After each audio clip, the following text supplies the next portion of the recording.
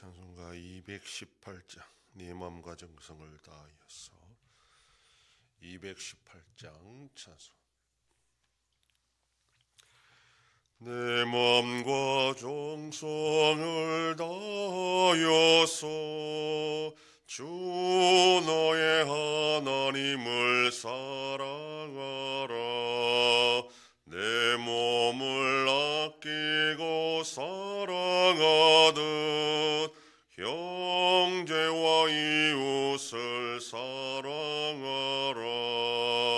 주께서 우리에게 명하시니 그 명령 따라서 살아가리. 널 미워 해치는 원수라도 언제나 너그럽게 사랑하라.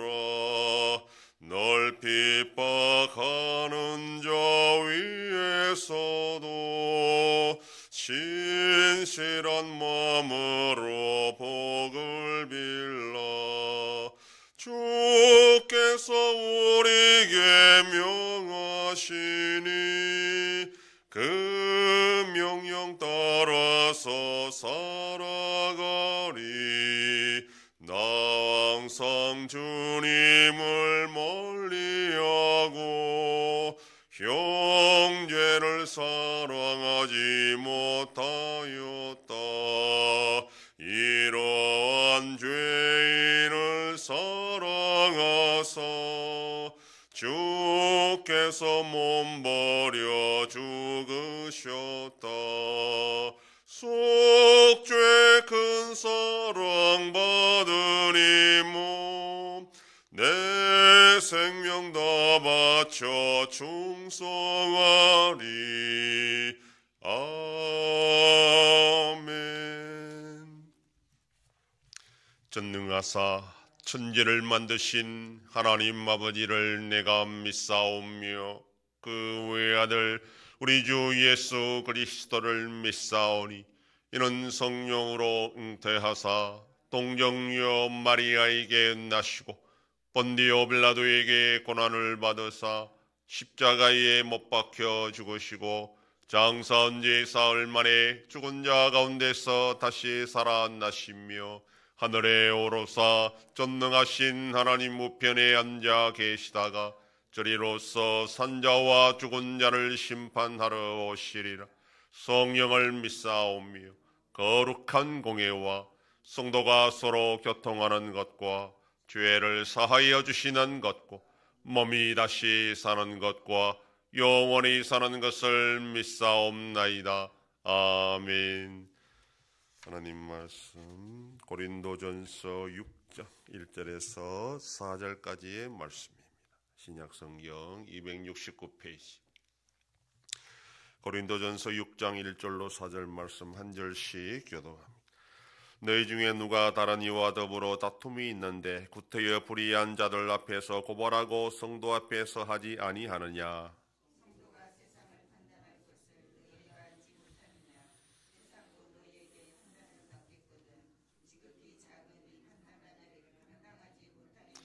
우리가 천사를 판단할 것을 너희가 알지 못하느냐? 그러하거든 하물며 세상 일이랴. 그런즉 너희가 세상 사건이 있을 때에 교회에서 경히 여김을 받는 자들을 세우느냐. 아멘. 6장은 세상 법정에 소송하는 문제를 다루고 있습니다. 고린도 교회 성도들 간에 분쟁이 있었고 그 문제로 세상 법정에 고소한 사건이 있었던 것 같습니다. 바울은 이러한 문제 처리 방식이 결코 성도답지 못하다 그렇게 책망을 합니다. 당시 그리스 로마 사회에서 소송은 일상이었습니다. 이때 소송은 주로 민사소송을 가리킵니다. 죄인에 대한 소송인 형사소송도 있긴 했지만 그건 제대로 지켜지지 않는 경우가 많았습니다. 대부분이 다 민사소송이었고 변호사가 있긴 했지만 시민권을 가진 자유인이라면 누구든지 변호할 수 있다. 변호인 역할을 할 수 있었던 것이 당시 사회였습니다. 분쟁이 있는 당사자들끼리 변호인과 함께 먼저 변론을 하다가 해결이 안 되면 이제 배심원이 있는 법정에서 변론을 하는 절차가 있습니다. 이때 배심원은 오늘날과 달라서 수백 명에서 수천 명에 이르는 배심원을 이루었다라고 그렇게 증가하기도 합니다. 따라서 얼마나 많은 배심원들을 잘 설득하느냐에 따라서 승패가 갈라지는 여론 재판이 당시 그리스 로마의 민사 소송이었습니다. 교회 안에서도 성도들끼리 분쟁이 있는 것은 당연합니다. 그런데 문제는 교회 안에서 해결하려 하지 않고 세상 법정으로 그 문제를 가지고 갔다라는 것입니다.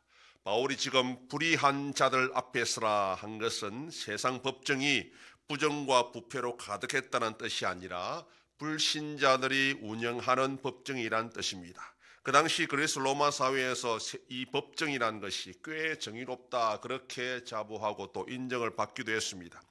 교회 안에서 일어났던 분쟁은 주로 세상 사건입니다. 즉 성도들 사이에 개인적인 돈 문제나 계약 문제를 가리킵니다.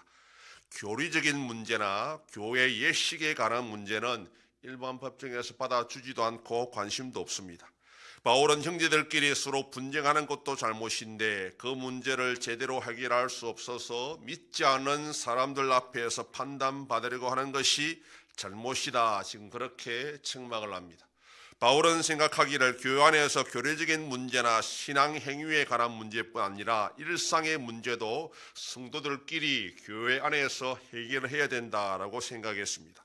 성도라면 교회 안에서나 밖에서나 예수 믿는 사람으로서 행동하고 살아야 한다라는 것입니다. 예배할 때는 물론이고 집에서나 직장인이나 사업장에서 성도라는 자신의 정체성을 잃지 않아야 된다라는 것입니다.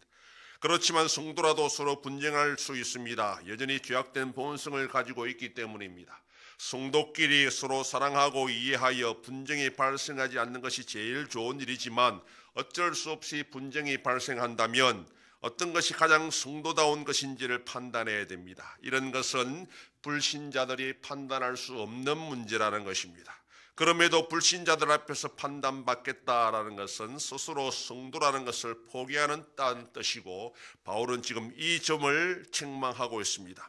신자는 불신자들보다 더 높은 수준의 윤리 도덕적 가치를 가지고 있어야 될 뿐 아니라 일상의 모든 삶이 성도로서의 가치를 가지고 살아야 된다라고 말합니다. 왜냐하면 성도는 세상의 소금과 빛의 사명을 감당해야 하는 자들이기 때문에 그렇습니다. 오늘도 우리가 성도로서 예수 믿는 사람으로서 세상을 판단할 자들임을 알고 우리의 정체성을 잃지 않고 올바로 똑바로 살아가는 복된 하루가 되기를 소망합니다. 기도하겠습니다. 하나님 아버지 감사합니다. 지난 밤도 지켜주시고 또 이 새벽을 깨우며 주님 앞에 나와 기도하고 오늘 하루도 살아가게 하시니 감사합니다. 우리가 교회에서나 세상에서나 어디에서나 성도라는 사실을 늘 기억하고 우리의 행동과 안에 신사가 예수 그리스도를 증거하는 것인 줄 알고 불신 세상 앞에서 올바로 살아가서 하나님의 영광을 드러내는 성도의 복된 삶이 되게 하여 주시옵소서. 하나님 아버지 나라 대한민국을 붙잡아 주셔서 하나님의 은혜와 긍휼로 올바로 나갈 수 있도록 인도하여 주시옵소서. 전쟁 속에 있는 나라들도 불쌍히 여겨주시고 속히 평안을 허락하여 주시옵소서. 우리 안성교회가 주님의 교회로 세워짐으로 하나님 아버지께 영광 돌리는 교회가 되게 하여 주시옵소서. 성도의 가정과 생업에 복을 주셔서 감사가 넘치는 가정이 되게 하여 주시옵소서. 자녀들의 삶 가운데도 함께 해주시고 어린 생명들을 지켜주시옵소서. 연로하신 어르신들 붙잡아 주시며 병중에 있는 성도들을 불쌍히 여기사 치료하여 주시고 회복시켜 주시옵소서. 이 새벽에도 주님께 기도하는 종들을 기억하시고 간절히 구하고 빌 때마다 들으시고 속히 응답하여 주시옵소서. 감사드리며 예수님 이름으로 기도드립니다. 아멘. 하늘에 계신 우리 아버지여, 이름이 거룩히 여김을 받으시오며 나라의 임하옵시며 뜻이 하늘에서 이룬 것 같이 땅에서도 이루어지이다. 오늘날 우리에게 일용할 양식을 주옵시고 우리가 우리에게 죄 지은 자를 사하여 준 것 같이 우리 죄를 사하여 주옵시고 우리를 시험에 들게 하지 마옵시고 다만 악에서 구하옵소서. 대개 나라와 권세와 영광이 아버지께 영원히 있사옵나이다. 아멘.